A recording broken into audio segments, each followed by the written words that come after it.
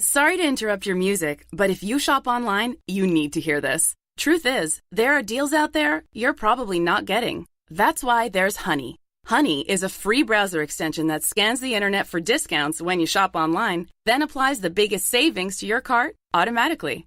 It works on Amazon, Nike, Best Buy, Target, practically everywhere you shop. Exactly. Add Honey for free at joinhoney.com/audio. That's joinhoney.com/audio. Prepare for glory! I don't know if you got your popcorn ready. Do you got your popcorn ready? I came out the womb, I was ready. And he's hit the end zone for an unbelievable touchdown. I would be honored if you played football for this team. Throw it up above his head. They can't jump at me. Golly. Oh, they tackle him at the 40-yard line. Who can make a play? I can. Who can make a play? I can. What's going on, guys? Welcome to another episode of the Fantasy Football Roundtable Podcast, brought to you by your host, me, Matt Broning. You can find me at SportsFanaticMB on Twitter. Got a great episode for you guys today, as me and Dennis are going to be jumping into some AFC East camp battles. We're going to be continuing our camp battle series. My goodness, guys, I cannot talk coming off this very fun weekend. Obviously, with NFL camps coming into progress, mandatory camps, I believe, starting tomorrow for a lot, if not all of the teams. So we'll be continuing to focus on those as we start actually really starting to knock these out and jump into redraft season, as we're already in June. So really just about a month and a half away from preseason games. After we talk about the AFC East battles, we will get into who won the Listener League entry from last week and the newest way to get into the Listener League.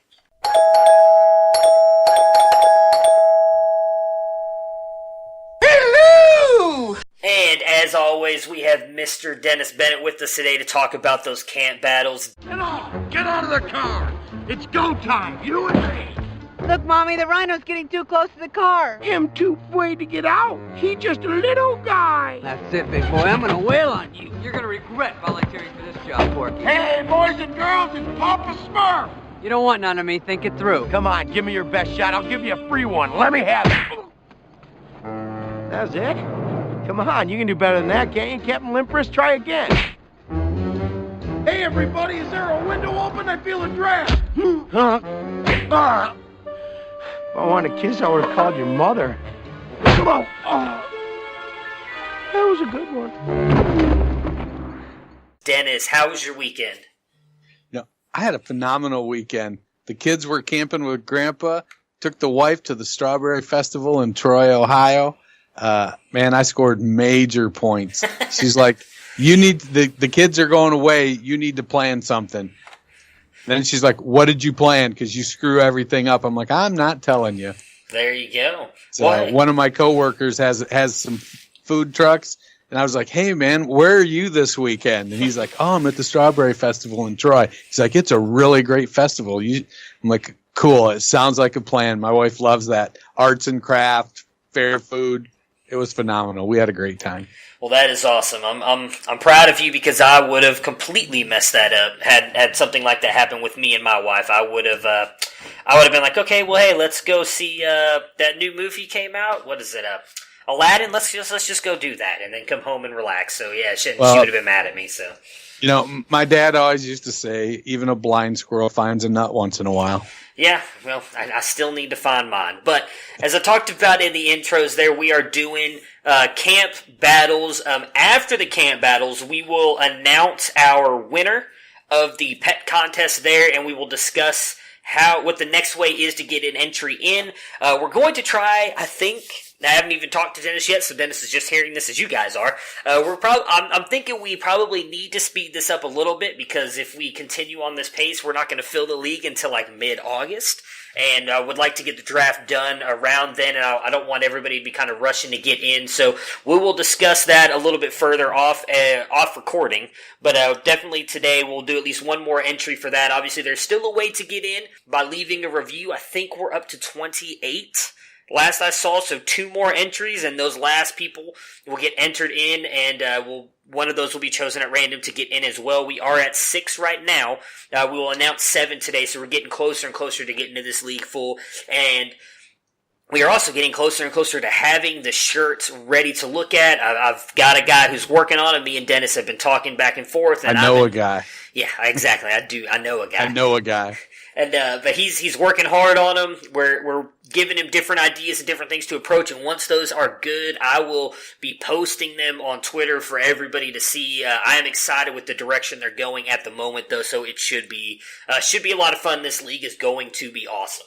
So with the camp battles, we're going to start with the AFC East like we did in the AFC North and South, and we will start with the division winners and move on down. Obviously, the AFC East division winners, the New England Patriots. They've been that for easily the past decade, and it's kind of surprising. They have a lot more battles than many would think, especially with the way that they have contended for Super Bowls, at least over the past, decade. At running back, there's a lot of concerns about Sony Michel, his knee, the bone-on-bone issue. They did draft Damian Harris.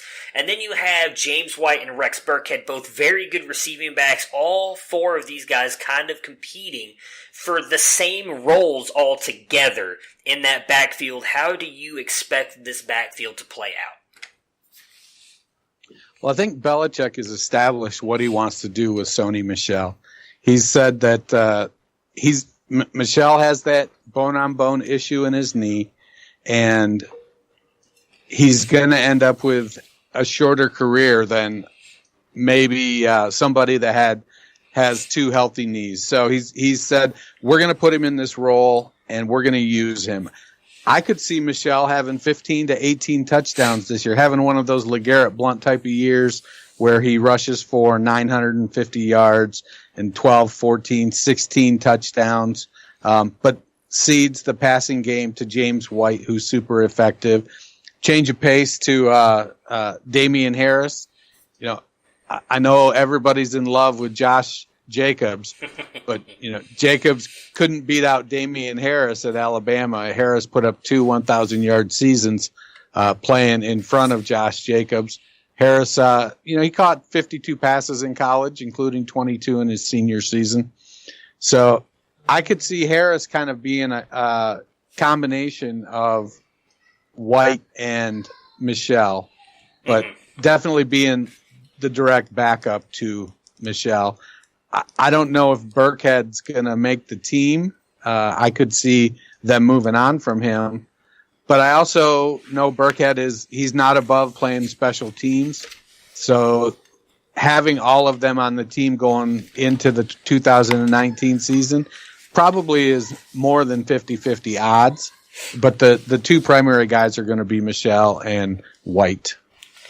Yeah, and I agree with you there. I think Michel is probably going to get close to what you were talking about. Again, he has struggled with injuries a little bit here and there in college, and then obviously we saw him sit out a little bit last year, and I think that's exactly why they brought in Damian Harris.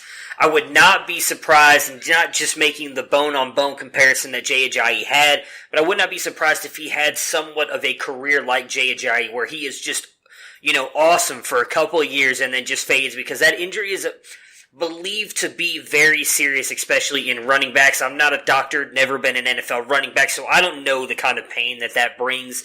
But if it really is as bad as they say it can get, I would not be surprised if Sony Michel isn't out.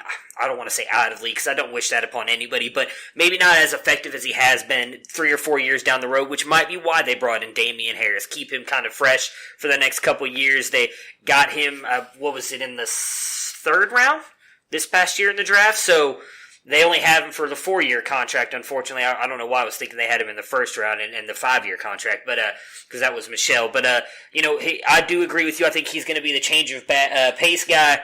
James White going to be the receiving back. I think they will keep Rex Burkhead as more of just a depth option, especially with the amount of injuries they've suffered at running back the past couple years. But I don't expect him to play any kind of role in fantasy at all unless one of those guys or two of those guys go down. The Patriots also have quite a few wide receivers here, all kind of vying for the same role. I think we both agree that Julian Edelman is going to be the main guy in the slot, and probably Tom Brady's number 1 going into this year, even though, again, he's not an outside wide receiver. The main guys on the outside they have are Demaryius Thomas, who they brought in, obviously, this offseason. They also have N'Keal Harry, who they drafted in the 1st round this past year. A lot of people very big on him, obviously. Philip Dorsett, who they brought over from the Colts, and then obviously they also have Maurice Harris, who they brought over, I believe, this offseason. How do you expect this wide receiver core to kind of pan out on the outsides, knowing Julian Edelman has the slot lockdown?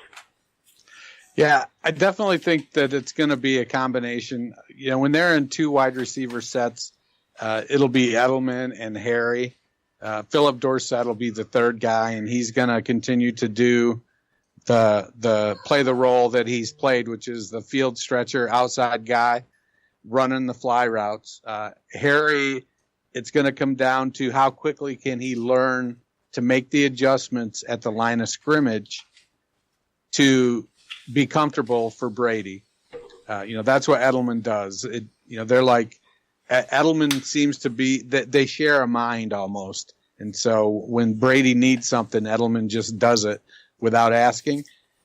We did see last year, Josh Gordon came in and was able to fit into a specific role and was lauded somewhat for how quickly he picked up a lot of aspects of the New England offense.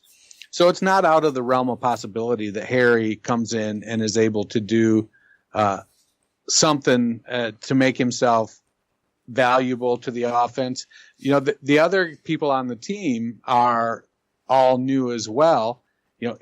Thomas has been there, but he's 31 years old, 30 years old, coming off a torn Achilles. I'm not very confident that he's going to be able to bounce back from that. But if he does have some mobility, maybe he doesn't necessarily have to be explosive. He can play the big wide receiver role, and maybe that pushes Harry to the back of the line a little bit. But honestly, I don't know that I see that happen. And I think Braxton Berrios is the next most experienced, quote unquote, Patriot way receiver. Mm-hmm. So, and he's the direct backup to Edelman. I don't think they're going to move Edelman to the outside very much. Is there a scenario where you see them maybe putting James White out wide? I suppose, but all of their tight ends are pretty new to the system as well. So it's honestly, there's such a fog of not knowing other than Brady and Edelman and Dorsett when it comes to throwing the ball. There's so much unknown there with the tight ends. Watson's going to be suspended. Is ASJ then going to be the guy? But they signed Matt Lacoste for 2 or 3 times as much money as they signed ASJ. Oh, but wait, Steven Anderson's coming back from his concussions. It's going to be a weird situation. In fantasy, I guess, I'm going to take Edelman. I'm also going to brag a little bit and say that I did take Edelman in our startup that we're doing. Where did I take him at? It was, I think, surprisingly early, especially for me, at the 707. It's a 2 quarterback, 2 tight, or super flex, 2 tight end, 3 wide receiver, 2 running back, 3 wide receiver, a couple flexes. And, Edelman just seemed like the right guy to take there. There's DJ Moore. What direction was that going? Let's see. No, there's Allen Robinson, Vance McDonald. Cooper Kupp was there. I suppose you could have made the case for Kupp, but coming off the injury, Mike Williams. Yeah, I just feel like Edelman's going to get a ton of targets this year. Yeah. Oh yeah, I agree with you. Like I said, I think he's the one guy in this offense that I would want. Again, we talked about this a little bit on the Back Row show when we brought up N'Keal Harry and his ADP with some other players around him. I'm just not sure that Harry comes in and does what Josh Gordon did. I know you kind of were comparing DK Metcalf a little bit to Josh Gordon and what he's able to do and what Josh Gordon was kind of able to do when he came in. And I believe it was Arms who said something like, but Josh Gordon is just a physical freak. And he is. And I think he's also been lauded many a times on how smart he is football-wise. He obviously, unfortunately, I don't even say does dumb stuff, but it's the stuff off the field that has kept him off the field. When he's on the field, he's proven to be a great football talent. So, I just don't think N'Keal Harry's there. I do understand that they need the threat, a big guy who can go up and get the ball, especially in the red zone now with losing Gronk. And maybe that is who N'Keal Harry will be. I'm just not 100% sold on him. I think for me, the only wide receiver I'd want is Edelman, because I agree with you. He's the guy Brady's going to go to. They have that connection where he knows exactly what he needs to do on every single play whenever he sees Brady move or whatever it needs.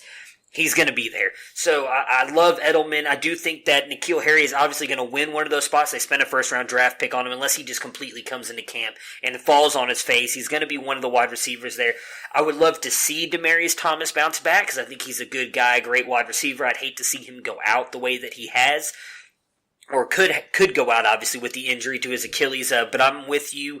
With it happening so late in the year, I'm worried. I don't even know if he'll be back by camps. I haven't seen anything, him talking about how he's already running or anything like that. So I wouldn't be surprised if he does make the team or if they keep him, that he doesn't start out on the PUP list designated for return or anything like that. So I think it's going to come down to Dorsett. I think it's going to be Dorsett and Harry on the outsides. And I guess if you had to choose between those two, you'd probably have Harry over Dorsett, because Dorsett does kind of seem to be that one-hit wonder going deep down the field. You did kind of touch on the tight ends there a little bit. So do you have an opinion on how you think that might play out? I mean, I would imagine Watson is going to be the guy. He's been in that offense before. Veteran tight end. He knows what he's doing out there. Again, he's suspended for the first 4 games, so I'd imagine they're going to lean heavily on, I would assume, ASJ over Anderson. But neither one of those guys, to me, are explosive or anything really to worry about fantasy-wise. I think once Watson comes back, he might be somebody to look at, but even him, I think it's a little bit kind of flimsy for the fantasy game. Yeah, it's a situation that you just want to avoid, even in the league we're drafting in now, which is 2 tight ends. Yeah, I waited on tight ends, and it's 2 tight end with a tight end premium, and so I don't have terrific tight ends. I've got Delaney Walker and Jordan Reed, and I'm not. There's nobody there, and I'm not taking Watson. I could see him being just the glue guy that's there to be the mentor to Lacoste and who the hell else do they have that's young there? They got ASJ, but Steven Anderson. Anderson is more of a glorified receiver, so it's if you have to own one, it's probably Anderson, and you want him on your taxi squad, so you don't have to worry about playing him. But if you're streaming, then maybe you take Benjamin and hope you can hit the game where he catches 4 passes for 30 yards and a touchdown. But it's to be avoided. Yeah. I think that really his only upside is going to be touchdown. I don't see him being that guy who's going to be like Gronk and getting 4, 5, 6 catches with 50, 60 yards who's going to do something after the catch. I'd imagine if Watson has any value, it's going to come from the touchdowns. The Miami Dolphins finished 2nd last year, and they have maybe possibly a quarterback battle here. I really think it's going to end up going to Rosen. But I guess the big question is, do you think that Rosen will be the starter when the 2019 season starts, or do you think they're going to go with Fitzmagic and then give Rosen a shot once Fitzmagic starts to struggle? Well, the real unknown there in Miami is the coaching staff. You've got Brian Flores. He's a first-time head coach. I feel like he probably has a fair amount of leeway when it comes to determining who is for determining how long the rebuild is going to be allowed to take. His coaching staff is going to have to. They're going to have to commit to Rosen if they're going to give it to Rosen, then commit to Rosen. Rosen already went through a bad year with a shitty team. And he had a terrible coach who got fired after 1 year. Then he had a new coach come in saying all of the quote unquote right things. And then essentially booting him out the door first chance that he got. Mm-hmm. You know, and I get it. I guess, you know, they wanted their guy. The who's the GM? Chris Greer in Miami. So is Rosen, is he Chris Greer's guy? Or did Brian Flores go, you know what? That makes sense. And Chad O'Shea say, that makes sense. We like Rosen. Go get Rosen for me. If that's the case, then I think Rosen is going to get the shot and they're going to let him develop. I think Rosen's a pretty good quarterback. I think he was in a lousy situation, but it's going to come down to, will they keep him on his feet so he can make some plays? You know, they've got some decent running backs, great young tight end and Mike Gesicki, but their wide receivers are really a bunch of nothing. So it comes down to the line: Jordan Mills, Jesse Davis, Daniel Kilgore, Chris Reed, and Jeremy Tunsil.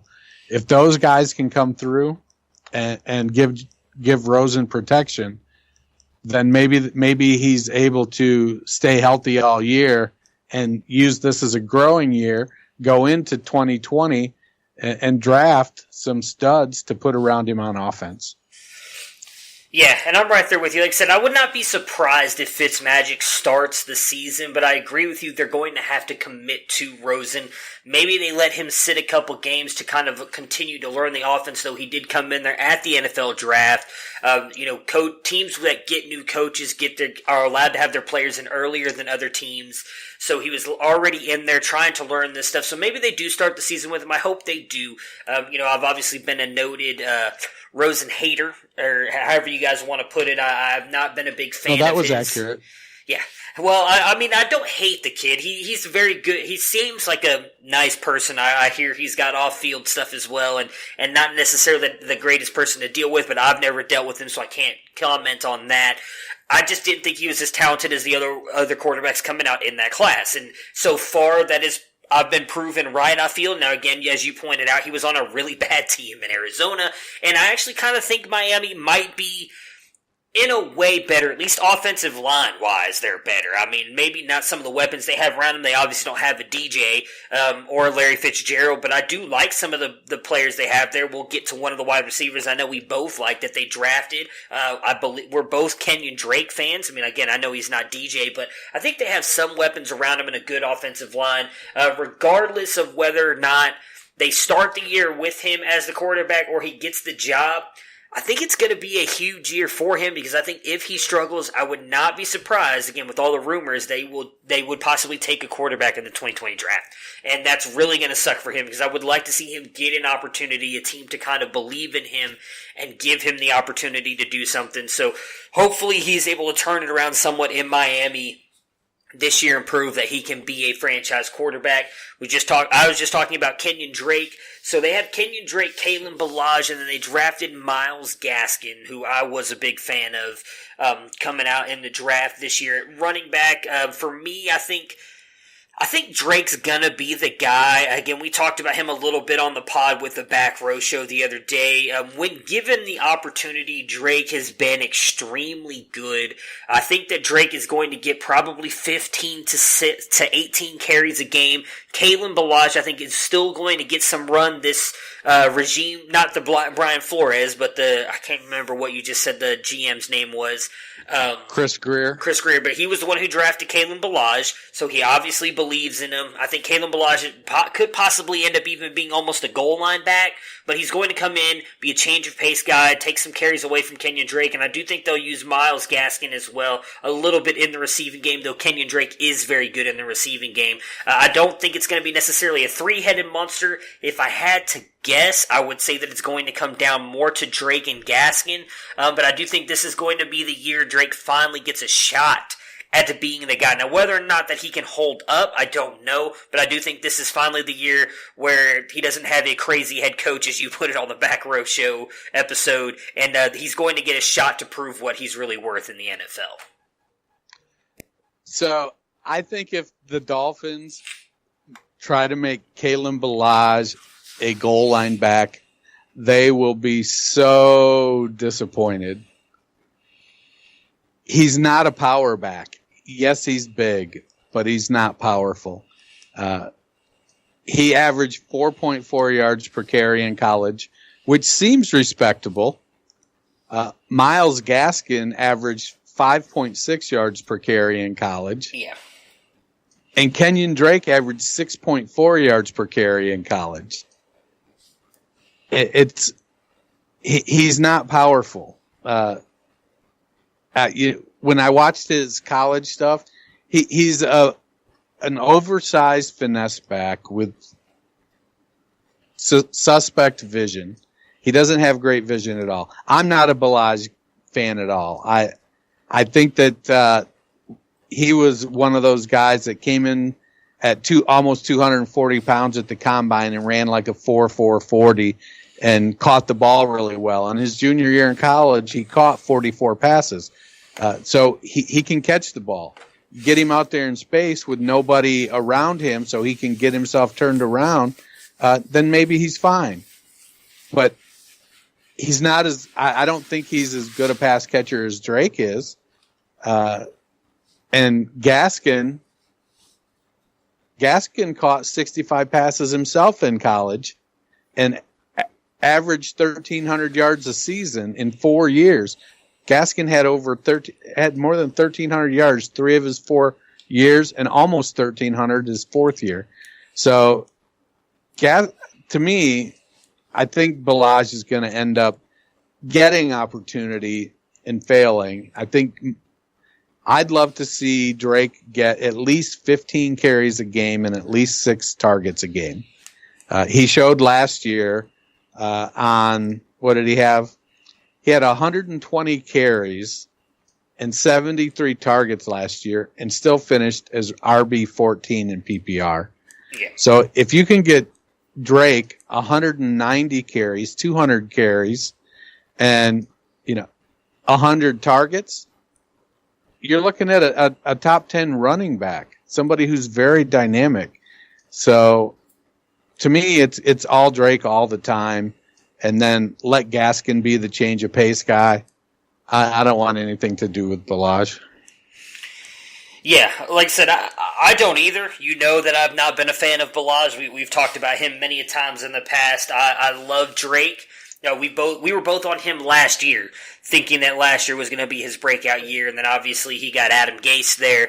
So, like I said, I'm a big fan of his, and I do like Myles Gaskin. One thing that you brought up, I don't remember who we had on the show with us. It might have been Garrett when we were talking about running backs coming into the NFL after the draft. Both of you brought up the fact that he does have a lot of work on his legs that he had in college, which might be a little concerning, though I don't think that affects him really in the near future. But I do agree with you. I think it's going to be the Drake show. I'm excited to see if he can put together what we all hope he can in the limited amounts that we have seen him and what he's able to do. Wide receiver That's a hot mess. Yeah, it's bad. I was going to try and politely put it, but it's just bad. So you've got Devontae Parker, Kenny Stills, Albert Wilson, Preston Williams, and a guy that I really liked when the Browns drafted him, Ricardo Lewis, but he cannot stay healthy. I believe he's already on the IR again for the Dolphins, but I have him on here just in case he might ever, make an appearance. Do you have any hopes in anybody here outside? I mean, we all know we both like Williams a lot. We'll save him for the end. Do you have any hopes for anybody else on this wide receiver core outside of Williams? Kenny Stills flashes, and at least he flashes explosiveness. Devontae Parker, if you listen to our last show with the back row takeover, he's not Brandon Lloyd, that's for sure. Yeah. So he's not going to have a 5th-year breakout. He's a big receiver who can't separate with routes and can't outbody people. Occasionally he'll have a flash game or a flash catch, but Devontae Parker's not the answer. They also have Bryce Butler that they signed. And I don't expect anything to come from Bryce Butler. Jakeem Grant, while a very exciting player, I just don't think he's got the size to be able to be anything more than a slot wide receiver. And he's not. I definitely don't think he can handle a full 10, 12 targets, 15 targets a game.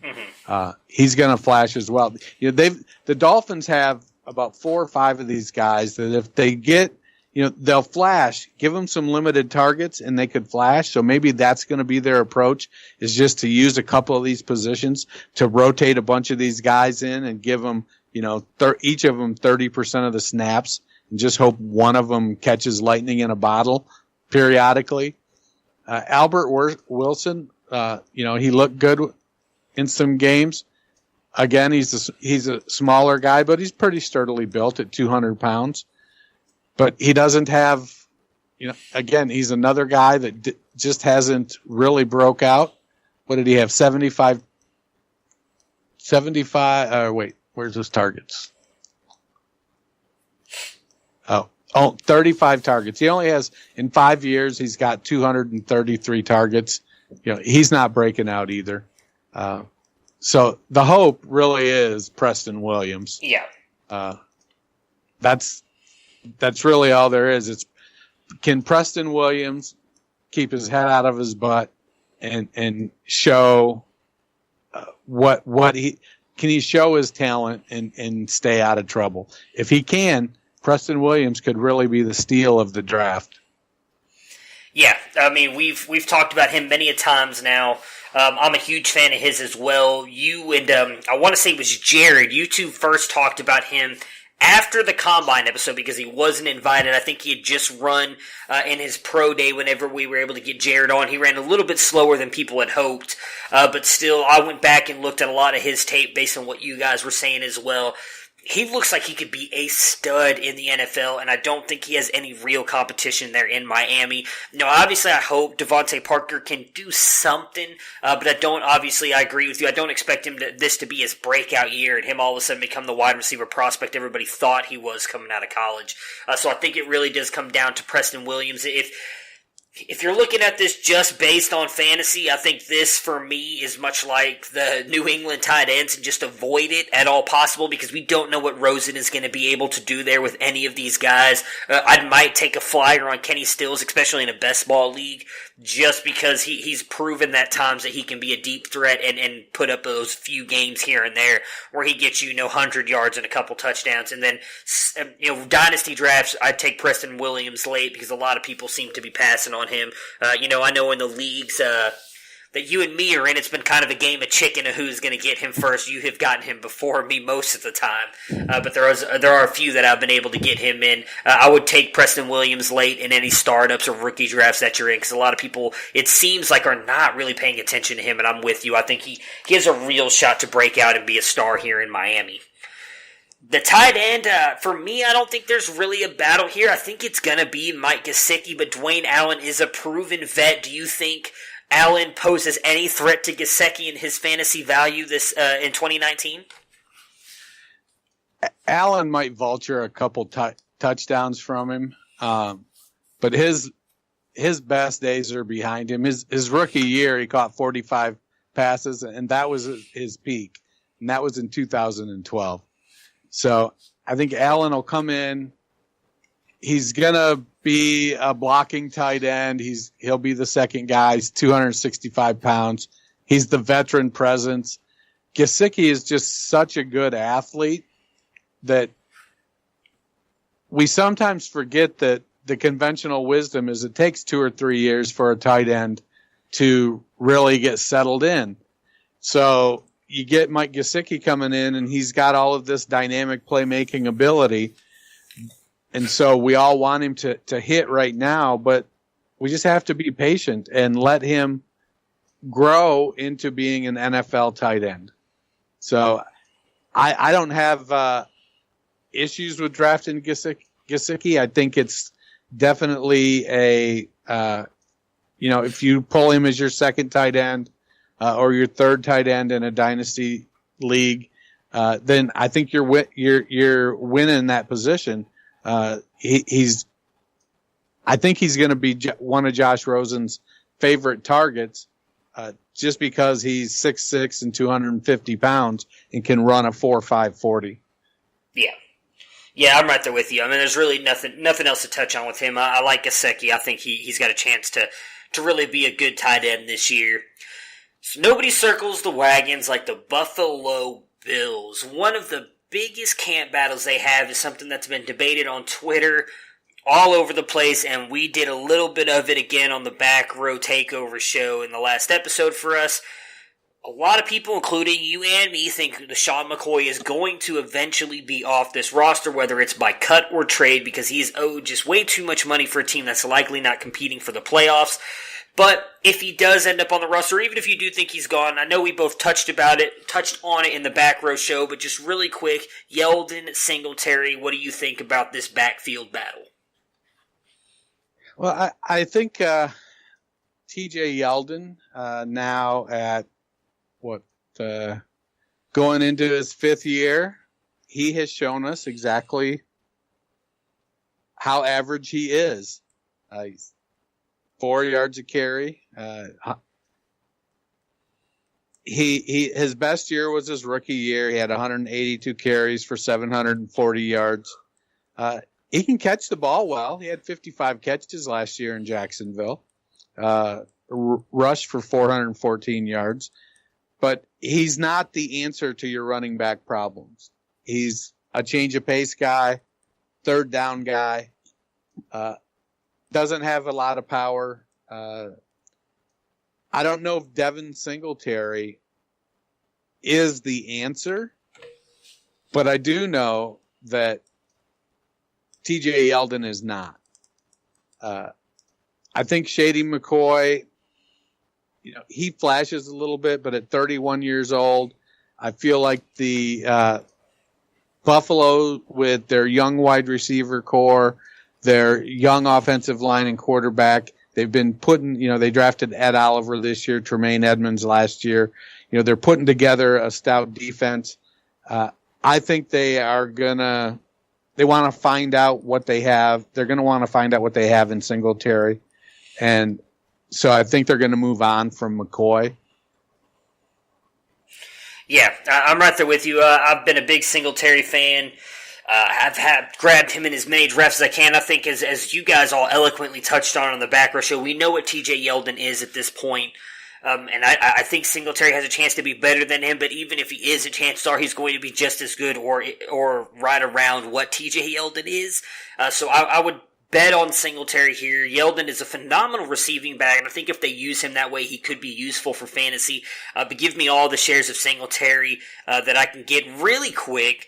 Just saw this pop up. I don't know if any of you watch Good Morning Football, but apparently Michael Robinson actually picked the Buffalo Bills to win the AFC East. So I thought that was a little bit interesting, considering I literally just saw that pop up as we're talking about them. For their wide receivers here, though, brought in a couple of guys in the offseason here in John Brown and Cole Beasley. Cole Beasley, I think, is pretty much, I would say, cemented himself into the slot for them. I don't see anybody else on their roster I think that could take over in the slot role. They have a lot of guys that can play on the outside, though. In John Brown, Robert Foster, Zay Jones. I mean, I don't know if you're a fan of Ray McLeod or Isaiah McKenzie. I did like David Sills coming in this year, but I don't think he's going to do much of anything this year. I think it really comes down on the outside to Brown, Foster, and Jones. Your thoughts on those three in the battle for the outside wide receiver spots? Zay Jones, to me, is the guy to own in this wide receiver core. I'm not a Cole Beasley fan. I could see David Sills replacing him as a big slot, and I think Beasley's going to get a shot. He's a likable guy. I think he's going to do enough to play. One guy that really intrigues me in Buffalo is Duke Williams. Mm-hmm. Had a little bit of a troubled college career, I think, at Grambling, and was on the Chargers for a cup of coffee, I believe. And then he went up to Canada, and he really excelled playing up in Canada for a year or two. And now he's on the Bills roster. He's going to definitely, he's not a speedster. He's a 4'6" guy, but he's big, 6'2". He could vie with David Sills and play that big slot role. He could become the wide receiver 4. I'm starting to feel like John Brown and Robert Foster kind of cancel each other out. I think that maybe both of them make the team, but only one of them is going to play because they kind of do the same thing. They're both fast. They're going to get down the field. I want to get a hold of Zay Jones, put him on my team, and I think he's starting to mature, and I think he's going to step up and become the number 1 receiver there in Buffalo. Yeah, I hope so, but I'm not sold on Zay Jones. He's I don't want to say Devontae Parker territory for me. I think he's only been, this is his 3rd year in the league, correct now, coming into 2019?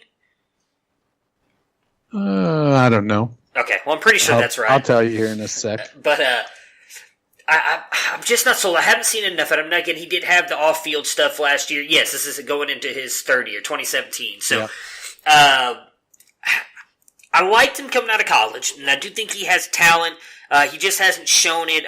Give me all the Robert Foster that you can get. I like what he showed with Allen at the end of last year. They seem to have a really good connection. I think he plays better into Allen's game and going deep and just trying to run under the ball, because we all know Allen is throwing it in a general direction somewhere down the field and hoping someone ends up underneath it, besides the opposing team.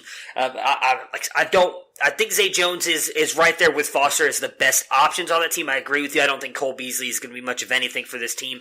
Not a huge fan of John Brown. So I think it's going to come down to Jones and Foster. If I had to choose between the two, I would take Robert Foster. Right now, at tight end, they brought in Dawson Knox out of Ole Miss here in the draft. He's been kind of widely regarded as a very good tight end prospect. They also had Tyler Kroft that they brought over from the Bengals in the offseason. Either one of these guys suit you for fantasy? Does it matter for you at all, or what are you thinking? I almost think it still might be Jason Kroom if he can stay healthy. Okay. Yeah, he's got the experience. Kroft is a nice player, but he's a red zone guy. He's had some injury history himself. I don't know if it's just Cincinnati tight ends or what. Yeah, it's the Cincinnati tight end curse. Dawson Knox, he played at Ole Miss, and they had a terrible quarterback and 3 NFL quality wide receivers. So he doesn't. If you try to look at his college stats on paper, you're like, how can this guy even be in the NFL? But he's a good athlete, and he's got some skill, and it's one of those situations where you can only get so much production out of a bad quarterback, and that's what they did at Ole Miss. AJ Brown got most of that production. When Dawson Knox got the ball, he did good things with it. If I'm going to draft a tight end here, I might try to see if Kroom, who's going to win the starting role between Kroft and Kroom, and maybe try to stream one of them, grab Knox and throw him on my taxi squad. We have a surprising number of rookies that came in this year that need to develop. Yeah. Maybe it's not surprising, but there's a lot of guys that I feel like, grab them, throw them on your taxi squad. Let's give them a year or two to marinate and learn the NFL game and see if they can continue to develop, because they've got the physical tools. Knox is like that. He's a 6'6", 250 with decent speed, 6'4", 254, But he's got to learn to be an NFL player. Yeah. Yeah, I agree with you there. Like I said, I liked him coming out of college. He's definitely a guy that if you can stash him, I would, because I would expect him to be the future tight end there for the Bills, but not anybody I expect to do anything this year. The New York Jets finished last, yet in all honesty, I think probably have the most upside coming into this season. And not really a lot of battles here either. They've got a pretty good roster, all things considered. Running back, more I want to talk about. We all know Le'Veon Bell is going to be the guy, although Adam Gase doesn't seem to like him. And maybe we could speak on the fact that, having Le'Veon Bell there, we've seen what Adam Gase did with Kenyon Drake, although Le'Veon Bell is by far a much better back than Kenyon Drake. If Bell goes down, who do you expect to get a bulk of the backup carries? Elijah McGuire, who I do know you are a big fan of, or Ty Montgomery? I think Ty Montgomery has shown that, he's a capable fill-in for, 5 to 8 carries at running back or 5 to 8 targets at running back catching passes. I think Montgomery has shown he can't take the pounding to be an NFL running back. He's a more fragile version of Buck Allen. Allen is a really good receiver. He can block really well. He understands the pass protection. He's not a dynamic runner. Montgomery is a better runner than Allen. For me, it's McGuire pretty comfortably. He's 5'10", 214, had a good college career and can play on all 3 downs. I begrudgingly have cashed out of Elijah McGuire. Gotcha.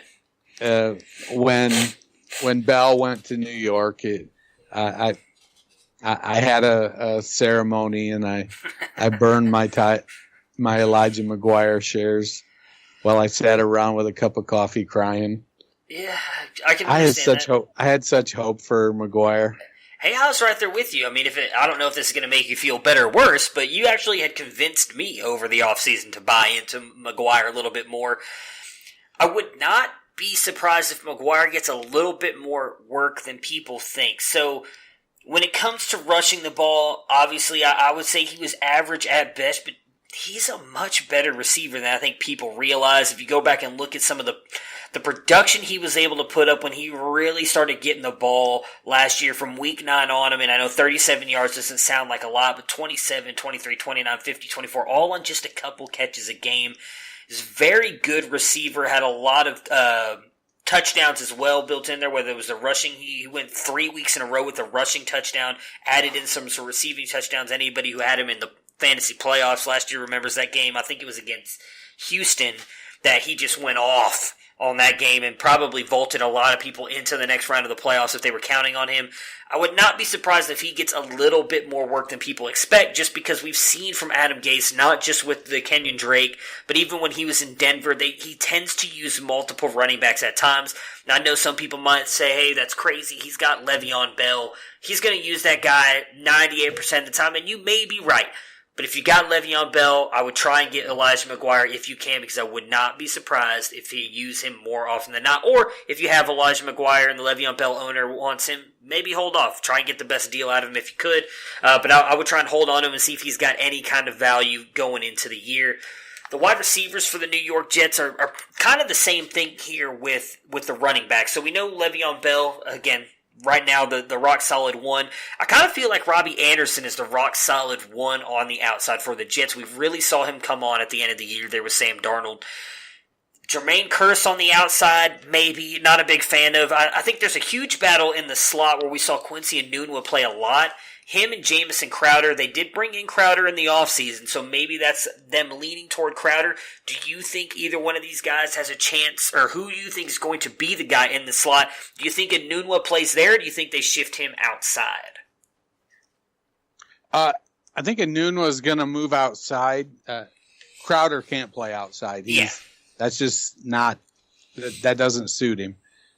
He's not productive there. I like Robbie Anderson a lot, and I like Quincy Enunwa a lot. I struggle with Jamison Crowder. In part, he hasn't been able to stay very healthy. the last couple years, and he has, when you're not healthy, you're not productive. Talk out of camp right now is that he's clicking pretty well with Sam Darnold, and I suppose against guys with no pads, that's pretty easy to do. We've seen Robbie Anderson be dynamic, and we've seen Quincy Enunwa put up numbers. So for me, it's pretty comfortably Anderson and Enunwa. I think Curse is actually a free agent. I don't think they've re-signed him yet. Oh, is he? I just saw him on the team sheet. I don't even know if he is or isn't. But looking at the R Lads depth charts, I don't see him on there. As of 6/1, yeah, that's when it was updated. Gotcha. Okay. Yeah, he is a free agent. All I had to do was click on his name, so that's on me. Way to go and mess that up. I mean, they got Greg Dortch. No? Any interest, maybe? Maybe. I think he can probably make the team. I suppose if you're really interested in grabbing a deep sleeper off of this team, there's Dortch, there's Deontay Burnett out of USC. They still have Sharon Peak on the team. Peak is going into his third year. If he hasn't done anything yet, which he hasn't, he's probably not gonna. Yeah. He might aspire to be the wide receiver 4. Maybe he becomes the wide receiver 3 at some point, but more than likely not. So it's the big 3, and then a couple deep stash names in Dortch or Burnett. So, Robbie, if I'm going to take Anderson first. He's going to be the most expensive of the 3. Yeah. I wouldn't begrudge anybody else for waiting on Enunwa or Crowder.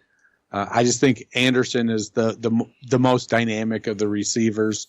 I think he'll probably lead the team in targets, but not in catches, but have the highest yards per catch and be in the arena as far as receiving touchdowns. Yeah, because I think we would both agree the one player who's going to lead the team in receptions is going to be tight end Chris Herndon. And I think he's pretty much solidified his spot in that role. Yeah, I knew he was your guy. That's why I just wanted to throw that in there really quick. There's no real battle there at tight end. He proved himself last year. He's got the role. I mean, I wouldn't say all to himself. I'm sure that when they go 2 tight end sets, he's not going to be able to play both tight ends, although he is really good. So I wouldn't put it past him to be able to do it. But he's really the only fantasy relevant tight end here for the New York Jets. All right, so that wraps up the AFC East camp battles. Since we're approaching about an hour here, we're going to save the AFC West camp battles for Thursday because we want to jump into the Listener League stuff.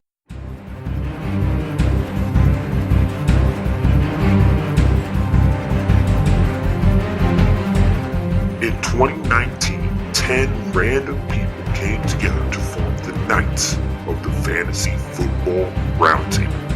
They challenged the host of this program in deep fantasy battle.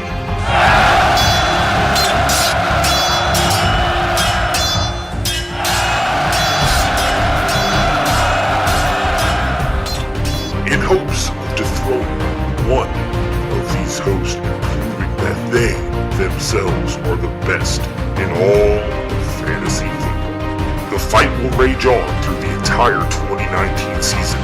Will one of these 10 owners be able to dethrone the host, or will the host end up ruling the day once again? So we have a new winner for Mr. Trent Thompson for sending us a picture of him and his dog Scooby. Congratulations, buddy. We will get you into we'll get you into the Twitter group later. We don't want to do it prematurely like I've done in the past, so we'll give everybody a chance to listen to this episode, and then we will add you to the group. You can reach out to me or Dennis on Twitter once you've heard the episode, and we'll get you into the Twitter group. And then Dennis here is going to explain the next way to get into the Listener League. All right, so if you've been listening to us a while, and I know you have, you guys know that we like to include individual defensive players on our teams as opposed to team defenses. we want to play the whole game of football, offense, defense.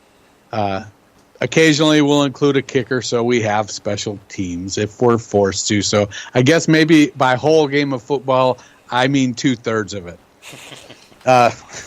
So this weekend I was on Sunday Live with IDP Tipster, and it was a ton of fun. We talked about guys we expect to have to break out or bounce back this year. You know, I talked about Morgan Burnett, who just signed with the as a free agent with the Browns. He's going to be starting next to Demarius Randall. Really good the first few years of his career in Green Bay. Was down a little bit for a couple years. Didn't have a great year last year in Pittsburgh, but I think he's in a great spot this year to bounce back and really put up some great IDP numbers. I might have even said top 5 safety or top five safety, not defensive back, which might be a stretch, but that's what I said, so I'm going to stick with it. So what we'd like to do with this contest, Gary, IDP Tipster, gave me a free subscription to their website. And so what we'd like you to do is tag Matt and I in a post of your favorite, post a GIF of your favorite defensive player. Tag us and use the hashtag Knights of the Round Table. And then next Monday, we will pick a new winner, and that winner will get into the Listener League, and they will get a free 1-year subscription to the IDP Tipster to make sure that they are winning their IDP leagues.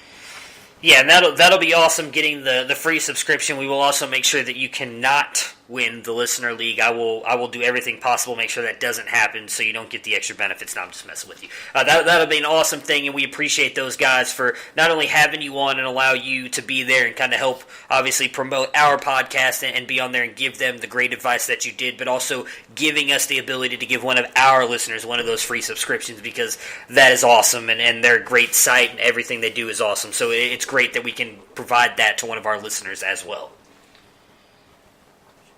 So that will do it for us today, guys. Thank you so much for listening again. We still have spots open. I was wrong earlier on the reviews. We've only had one extra review. I was looking at the ratings, so you still have time to jump in there and review. Again, we will give one of those listeners a thing. It only takes a couple seconds, and it would mean a lot to me and Dennis if you guys could do it.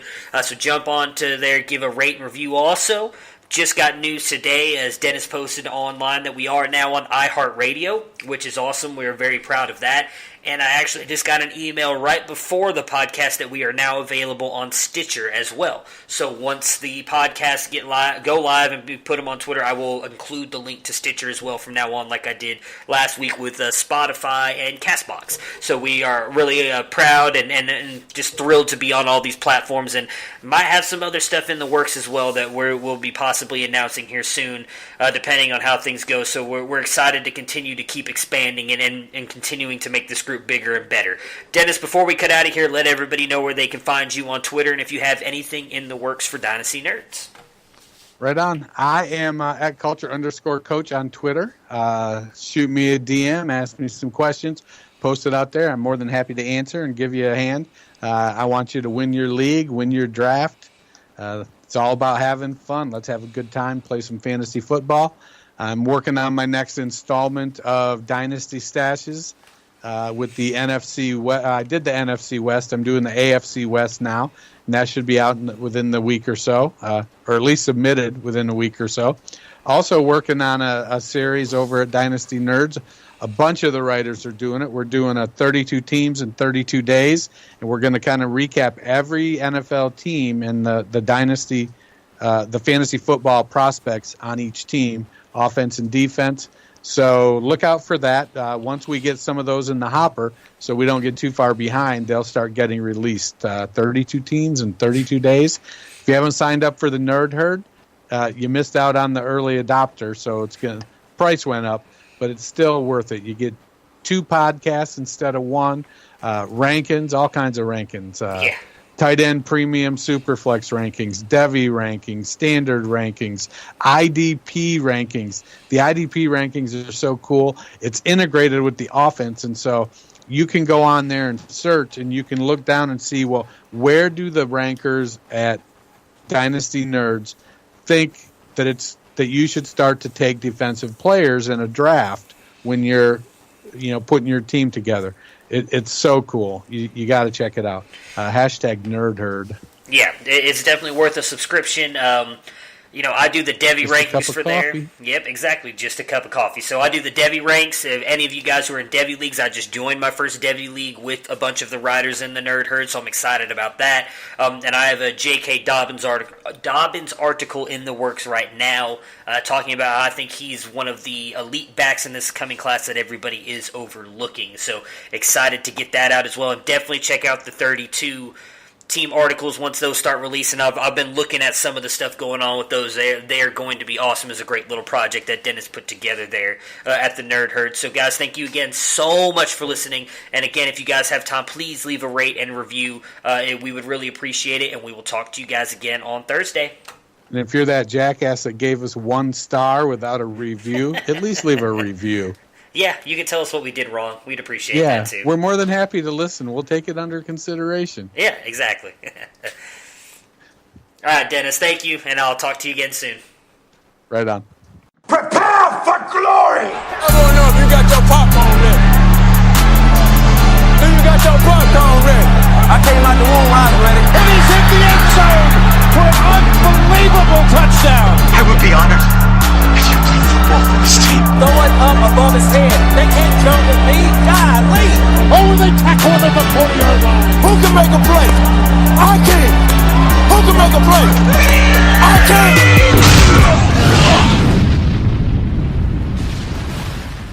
What does your morning sound like?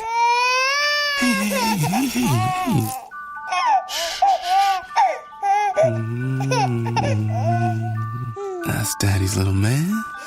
Morning, Daddy. Grabbed your usual from Mickey D's. Here's to making your morning routine a little better with a delicious breakfast from McDonald's. Start your day at McDonald's with a refreshingly bold, large McCafe iced coffee for just $2. Price and participation may vary. For a limited time, cannot be combined with any other offer or any combo meal. Get to Old Navy, it's Super Cash time. Now's your big chance to save big on all your favorite summer styles. Plus, save even more when you redeem your Super Cash now through Sunday. Don't miss out. Hurry into Old Navy and OldNavy.com today.